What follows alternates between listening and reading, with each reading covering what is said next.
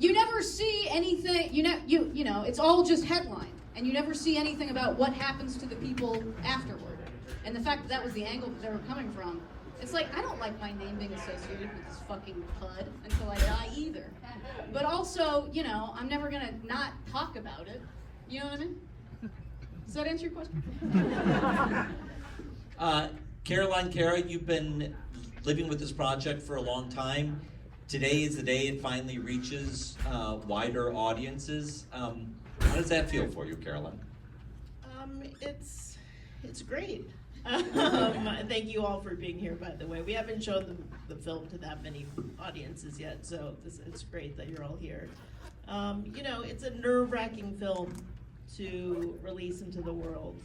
Obviously, there might be some blowback to people in the film, like Megan, which I know we've talked about how that might happen. Well, I think anything that could have happened to me has already happened. In that I do not have a career, so you cannot destroy it. Megan's very shy. So yeah, so it's great, but it's, you know, it's a uncomfortable film, which is not the kind of film I normally make. So it's, you know, we're a little trepidatious about it, but happy. Yeah, I think it's stressful, but one of the goals of the film is to start a conversation and to raise the questions that we feel like are important. And so far, just this past week, it's felt like a lot of those questions are landing, and there is a conversation that is being had after watching the film. Let's broaden this conversation to the people in the audience. I'd love to hear your questions. If you got them, don't be shy. Raise your hand. Okay, we'll start with Richard. Yeah. So, a film is a hard thing to make, right? So, what was it that made you feel so passionate to bring this particular content to a wider audience? So the question is, what was compelling you to make this film? Well, I started the film earlier than Cara did, so, you know, I was a Louis fan, and the article came out, and I think my knee-jerk reaction was not the right one, which was, oh, is it that bad? I don't know, but of course that's not something I would have ever said in public. And then when he came back, Noam Dorman, who's in the film, the owner of the Comedy Cellar, he did a podcast on The Daily, and he raised all these questions like, you know, what are we supposed to do with these people? Are they supposed to become wards of the state? And he raised these provocative questions, and I really wanted to kind of understand how to think about it. As someone who was a Louis fan, I kind of wanted to like talk to people about it, but you know, you couldn't really have these conversations in that moment. So yeah, so I kind of set out to make the film, and then pretty quickly I realized I was looking at it the wrong way, and also, you know, the real story is the story that we never hear, which is what happens to people who come forward. And, you know, those are stories that people don't do a lot of hand-wringing about or, you know, care about as much as sometimes the people who are accused of the misdeeds. So that's really what the film became about.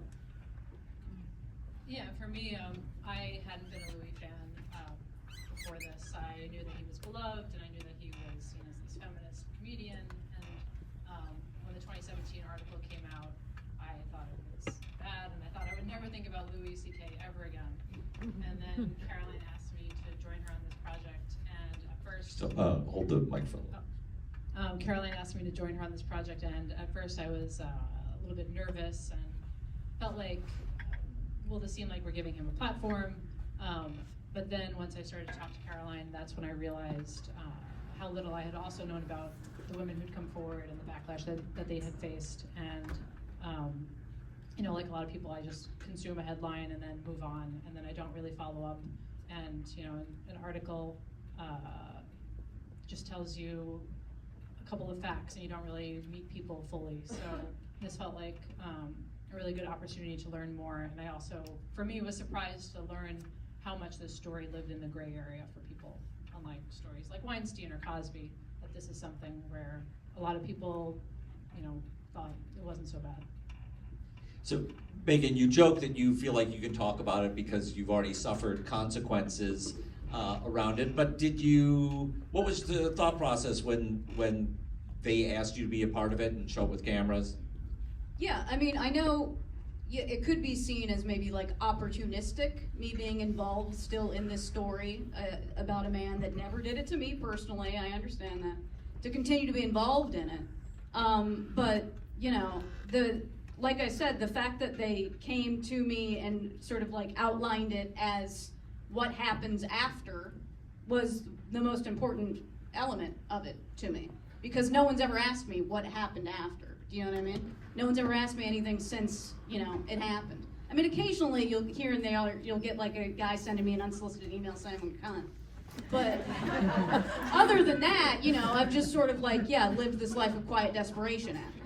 Because, you know, I got kicked out of the biggest comedy festival in the whole fucking world, and I'm a comedian. You know what I mean? I can't act like there isn't repercussions as a result of that. And Dave Becky is still a huge commercial entity, and 3 Arts is a huge commercial entity. And I have plenty of friends that are like with 3 Arts or work with people, you know, et cetera, et cetera. So the whole thing's convoluted. Does that answer your question? Well, you know, I think a question that I'm eager to ask, and maybe have to wait a few months until this film is out in the world, because you know, some of the people that you're talking about now, we can't expect that they've seen this film yet. In a few months, people have less an excuse to say, oh, I don't know anything about that film. I'm curious. Well, they knew about the story at the time. Because I found out, you know, when I found out about all this Louis stuff, I was an open micer. I was a scrub. I had been doing comedy for 2 years, and I was already given this information. So if I knew this information, everybody knew this fucking information. And there's people, you know, I didn't notice this until I watched the movie this time. Jon Stewart is wearing the same jacket in the scene in which he dismisses that young man and then is being interviewed by Howard Stern saying he didn't know anything about it. He's wearing the same jacket. You know what I mean? Megan, I think you've seen the film too many times. I think we have to cut you off. I gotta add that to the IMDb. Question right there.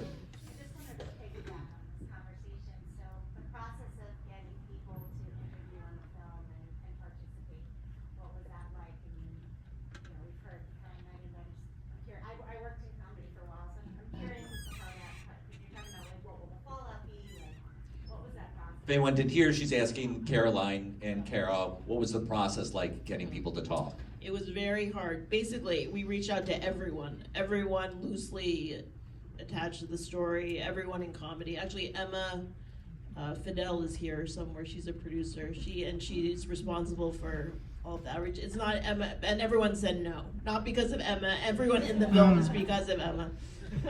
So, you know, I can see why. I think there's very little to gain by talking about this in this at this time, and there's old people are really afraid to say the wrong thing or have what they say misconstrued. So it's not like I don't understand why people wouldn't want to talk about it. But luckily, the people in the film were willing. So. Can you say